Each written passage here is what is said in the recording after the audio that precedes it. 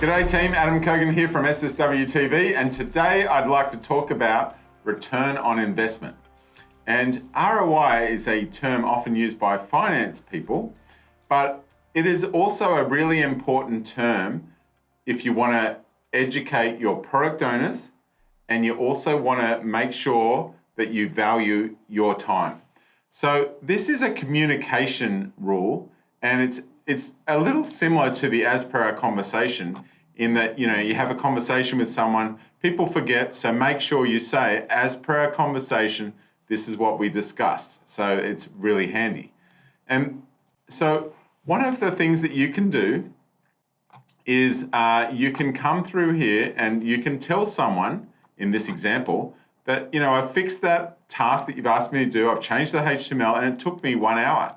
That's really nice that you've mentioned how long it took, but you haven't mentioned the ROI. A better way of doing that is to let them know. Now, here is a better way of doing it, to say, look, I did it, it took me 1 hour. Now, there's an ROI consideration, and that is, if I have to keep doing this, there might be a better way. You could get a third-party solution, and that will give you better ROI. However, it's always better to quantify things. And before I do that, I might just jump into here and show you the manage up rule. And this manage up rule is when you make it clear what the options are. Option A, option B, option C. You might have an option D to do nothing, but you make it very clear what the recommended action is. So back on the ROI rule, we could follow that and say, look, I've done it. It took me 1 hour. I'll have to do this every single month. That's $200 an hour. That's my time. And for a year, that's going to be $28,000. When you project things out for a year, it doesn't take long before they're expensive. And it's just like compound interest. Option B, which I recommend, is to buy a tool for $2,000. Plus, I'll be honest, it'll take me a couple of days to configure it. That's a total of $5,000. $5,000 versus $28,000.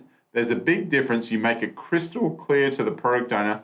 They are going to completely understand that this is a better way of going. Now, they might disagree with you and not want to do it. Some people just, don't mind spending money on, hourly rates, but they do mind spending money on products.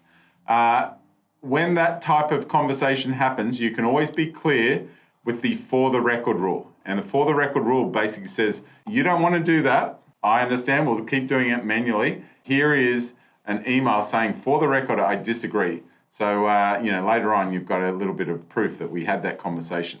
Now, there is always the chance that you might over-optimize, over-automate. Let's just say that you want to create a new user every time a new employee comes.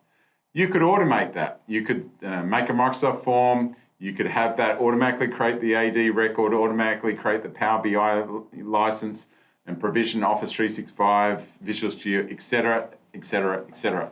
Now, how long would that take? Let's just say it takes 3 days. If you do the calculation, $200 an hour, 3 days, $4,800. How long does it take you to create an AD account and do all those manual steps?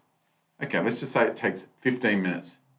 How many new employees do you get? Well, that could be 10 per year. That calculation would be 2 hours of time versus 3 or 4 days of time to automate. But you would see that over-optimization or the poor ROI on the option A and option B. So hopefully you've you understand the value of ROI. Be aware that there is another rule on business value, which is calculating the ROI per sprint, which is also useful. Let me know in the comments if you have examples or you disagree, and we'll have a great conversation. This is Adam Cogan signing off for SSW TV.